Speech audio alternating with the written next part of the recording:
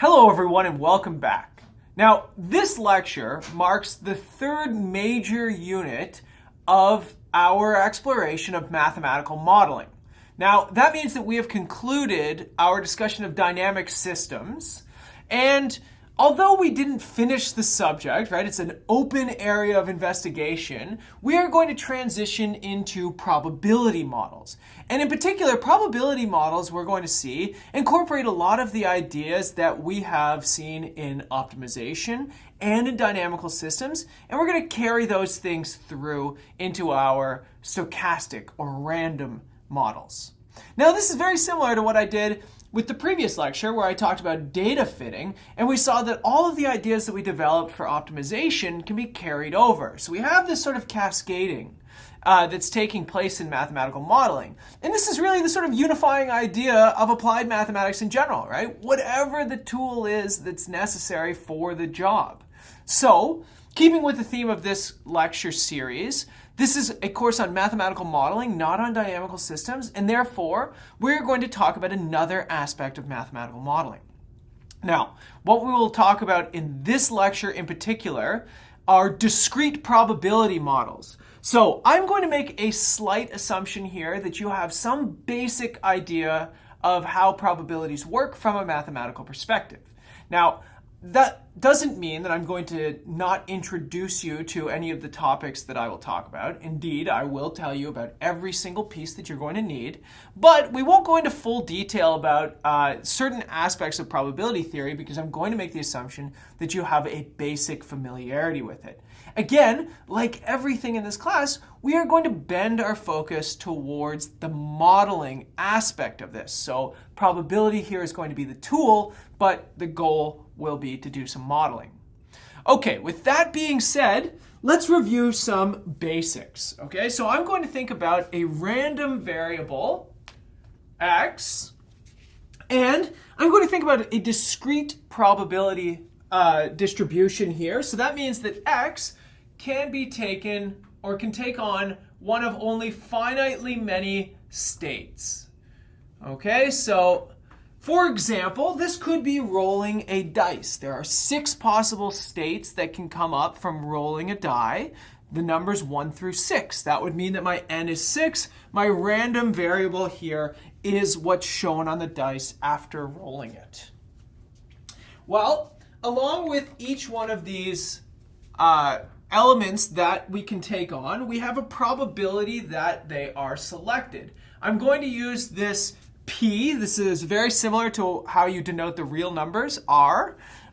Probability that x takes on any one of these states is going to be given by a number pi, which is going to be between 0 and 1. 1 represents a 100% probability that that happens. 0 represents a 0% probability, and everything else in between, 0.5, 0.75, these are just percentages if you like to think of it that way. Now, of course, we're going to make an assumption here. The assumption is that we have all of the information about the possible states. So these are the only things that x can take on, and what this means is that all of these probabilities together are going to give you 1. That means that 100% of the outcomes are accounted for. Go back to the dice example, okay? So if I say that the numbers on the dice can only come up 1 through 5, but you roll a 6, that wasn't accounted for, right? So this is a sort of a completeness of information assumption here, right? I know all possible states that can be taken on, and all of them have probabilities. Now, for example, I could think about a dice, for example, and I could say the probability that 7 comes up. Well, the probability that happens is 0 with a standard dice, so that would give, x is equal to 7, probability 0. So we're not going to include that, okay? So we're only going to include things with potentially positive probabilities here, and that we have all of the information about our system. All right, so typically the first thing that you learn when you take a probability class, after the basics here, is calculating the mean or the expected value. So similarly, I'm going to use this E, sort of same thing as the P, same thing as the real numbers R. The expected value of my random variable X, so this is the average, well, this is given by a weighted sum, so I equal 1 to n, of my probabilities multiplied by the outcome. So for example, again, if this is my dice, I have a 1 in 6 probability of rolling anything on a fair dice, so there's no weighting that would preference a number coming up here. And so that would give me every one of these PIs is 1 over 6. Add them all up, I get 1. And XI would be the value that comes up. So that would be 1 over 6 times 1, plus 1 over 6 times 2, plus 1 over 6 times 3, so on and so forth, right? In this case, you would average, or your expected value would be 3.5 because everybody's equal, so that it's just the midpoint between 1 and 6 coming up on the dice here. Okay, so these PIs here are typically referred to as the probability distribution. So right here, P1, P2, and all the way up to Pn, this is the probability distribution.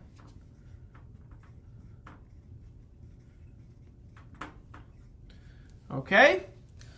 Now, another piece of this that we might have to recall before moving forward on all of this is the idea of independence.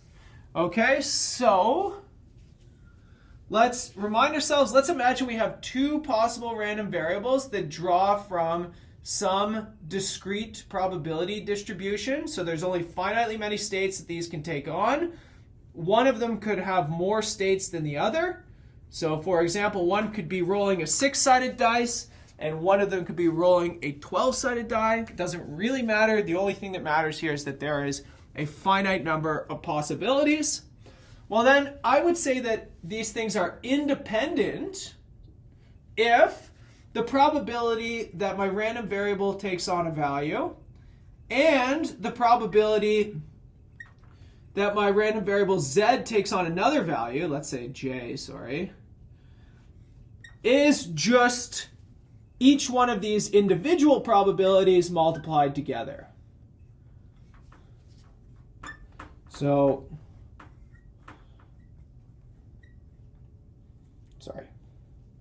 like that.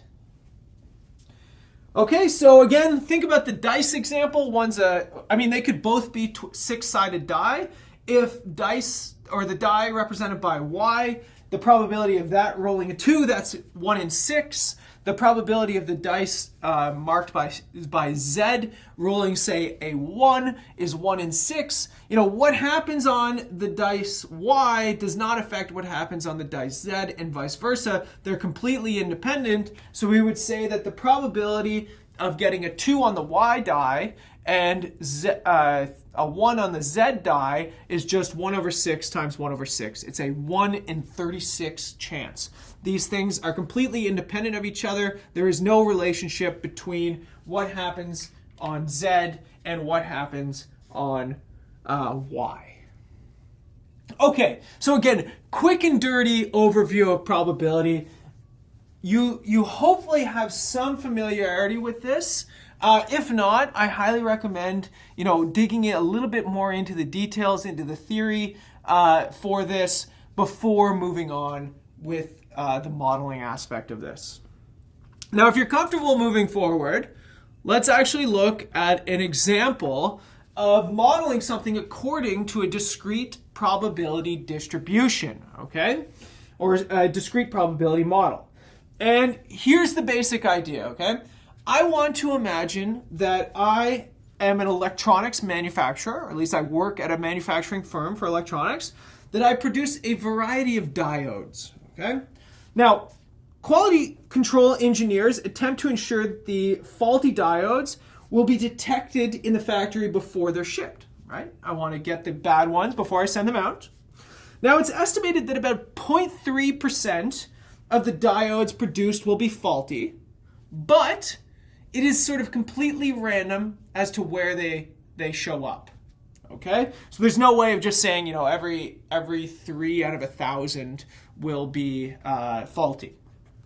Okay, now it is possible for me to hire someone to sit and check every diode individually. You know, as they're going down the conveyor belt, they say this one's good, this one's no good, etc. But that's a little bit expensive. To test one diode, I have calculated cost me 5 cents. So 5 cents per diode, right? So I'm making, you know, tons and tons of these diodes, and maybe I'm making 1 million an hour, whatever it happens to be. It could be very, very expensive to test every single one of them. What I could do instead is I can test batches of them. So I can take a random sample of them, and then I can test that whole batch. And if the whole batch is good, it gets sent off. But if it's bad, then I have to test each one individually. To test a batch of, say, N diodes, it costs me 4 cents plus 1 cent for every diode in the batch. So 4 plus N. Again, if it fails, then I got to sift through them individually, and I got to do 5 cents per diode. So the idea here, what we would like to do, we'd like to use probability to figure out what the optimal number that I should be testing in each batch is, so that I can minimize the number of faulty diodes that get sent out. Okay? So here's how I want to do it. I'm going to say N is equal to the number of diodes per test group. Okay, so this is how many I select in a batch that are going to be looked at all together. Okay? I'm going to say C is equal to the testing cost for a group. For a group. So how much it costs me to test the group of N diodes, right? This is going to be a function of N.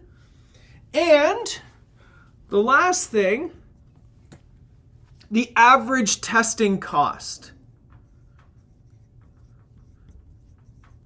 Okay? And this is going to be in cents per diode. Now, as you can tell, this is going to be sort of an optimization problem, but again, this is a probabilistic optimization problem. I would like to minimize A here, right? I want to drive down the cost on average that it costs to test these diodes, right? So in this case, N is a decision variable. I get to choose what it is. It's the input. It's the one thing that I get to control here, okay? Now, C is it's a random outcome, right? Because if everybody in that group is good that gets tested, then I don't have to pay any more than just testing the whole group. But if there's even one faulty diode in the group, then testing costs go through the roof because I have to look at each diode individually and pay 5 cents per diode. And then finally, A is not random. It's actually going to be an expected value. Okay? So let's actually walk through this and let's see what we can do here. Okay, so first of all, if N is equal to 1, then A is equal to 5. Why? If there's only one, if I'm just selecting each diode individually, it costs me 5 cents to check the diodes, right? So that means that on average it costs me 5 cents. I'm checking every single diode individually. Okay, so that's one piece of this. Now, if N is bigger than 1, we have that the cost is a base price of 4 cents plus 1 cent for every diode that you check, right? So if I check a batch of 10, it costs me 14 cents. 4 cents base price plus 1 cent for every diode that gets checked. And this is only if the group contains no faulty diodes. No faulty diodes. Okay, so that's the base price for just checking a group of them. If they're all good, I can send that out the door. But then the cost will be that base price of 4 plus n, so for checking the group. But if one in that group fails, then I got to go through each one individually and check how much it costs. That means I got to pay 5 cents per diode on top of this, right? So if I've got a big group of 10, my grouping mechanism, my factory tells me that something in there failed, but it doesn't know exactly which one it is. So I got to send a worker over there to check each individual diode that's in the group. 5 cents per diode in the group. This is for the machine to check the whole group together. This is for my worker to check each diode individually. So otherwise. All right. And the last piece of this, A is equal to, okay, so this is the average testing cost in cents per diode. So A is going to be the average value of C, the average cost per diode, the average cost for checking, pardon me, the average value of C,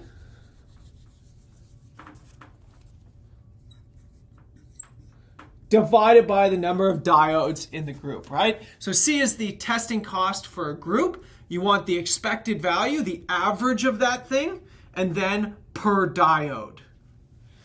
Okay, so as I had said, we're going to model this thing as a discrete probability model. So now we have to put together the model. Right? So if we sort of follow the 5-step method, this is sort of step 1. Step 2 is the decision to actually model this as a discrete probability model.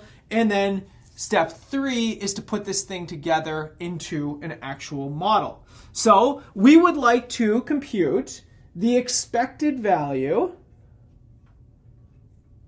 of C.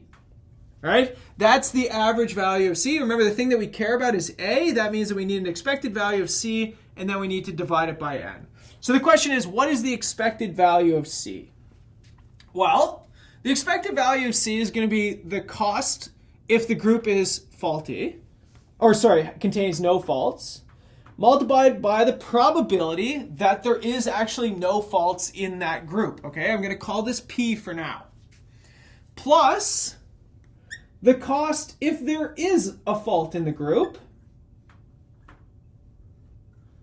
multiplied by the probability that at least one diode is faulty in that group.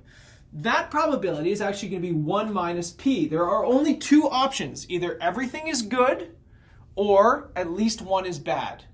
So P and 1 minus P. You add those two things together, you get 1, which means that we have all of the possible probabilities accounted for in this. P tells me everybody in my batch is good. 1 minus P tells me at least one diode in my batch is bad. Now, I can actually figure out what P is. Remember, I told you that 0.3% of the diodes end up being faulty. So that means that, so here, let's write this. 0.003 diodes are faulty.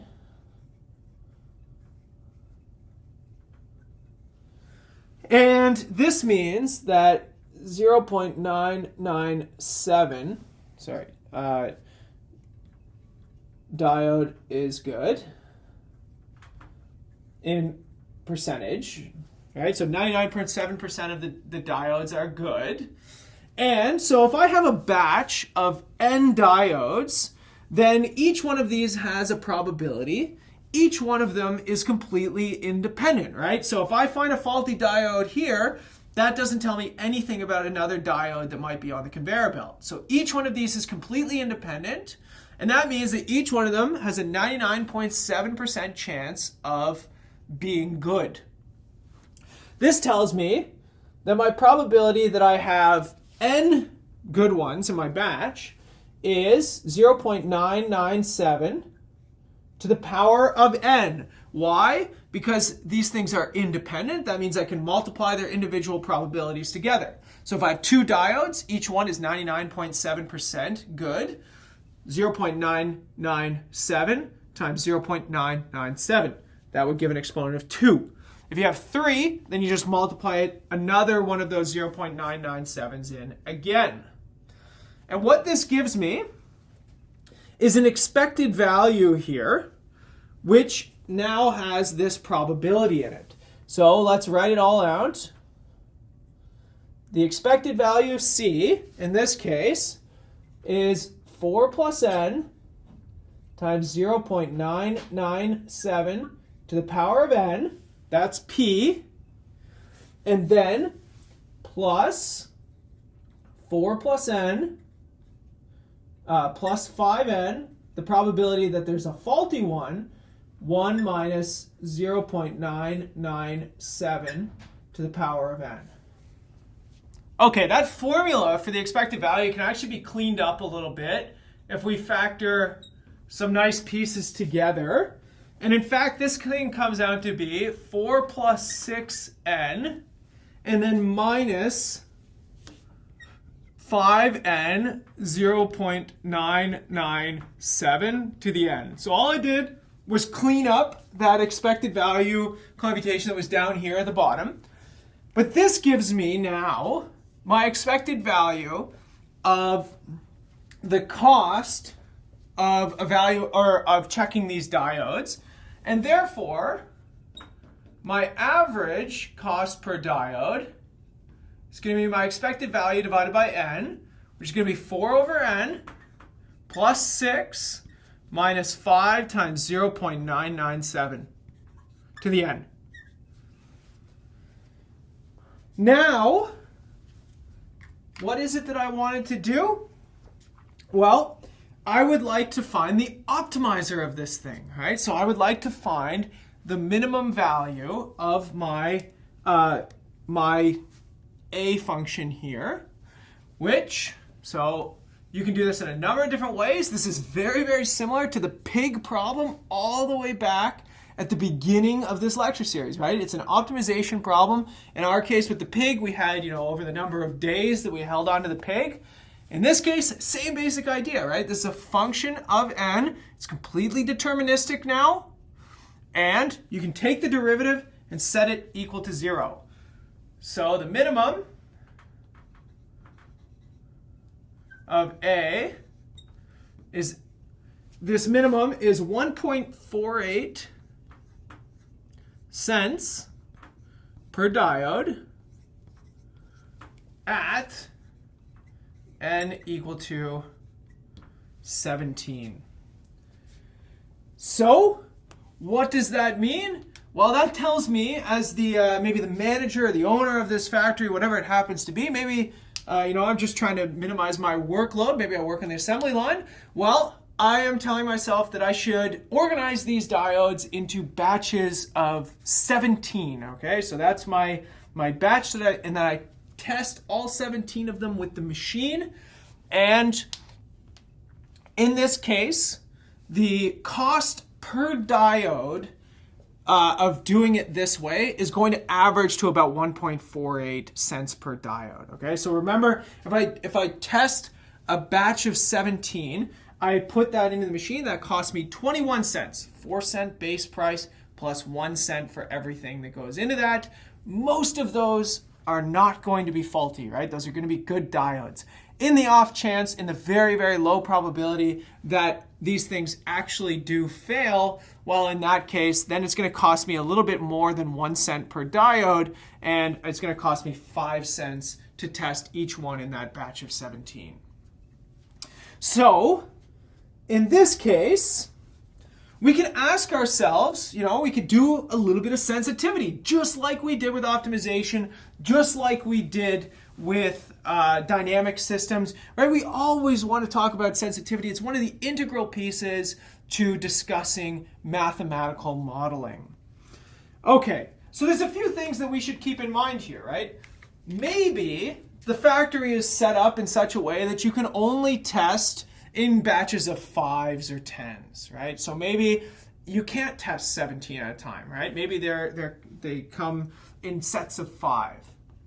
Well, in that case, I mean, you would have to maybe move to 15 or 20 at a time. But the nice thing is, if you sketch out this function, or if you put it into, say, Desmos or any of whatever your favorite plotters are, you'll see that this thing is actually, it's pretty flat around the minimum, which means that you got a lot of wiggle room, okay? So even going down to 15, it's not going to increase this minimum by a whole lot. It's not going to cost you a lot more, okay? So that in itself is a bit of a sensitivity computation. That tells us that, okay, if I don't get exactly 17 in every single batch, I still got a little bit of wiggle room, and it's not going to really cost me that much more.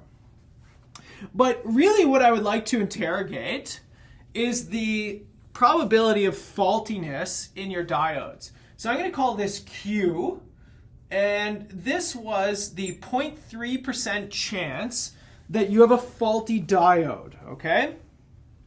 So what we can see is that if you find this in the model, this thing is coming up right in here. So this means that A actually can be written as 4 over n plus 6 minus 5, 1 minus q to the power of n. Okay, so if q was equal to 0.03, that would give me my nice 0.997. Okay, so what I would like to do is I would like to interrogate the sensitivity of my model with respect to this probability, right? So again, this is just an estimation, right?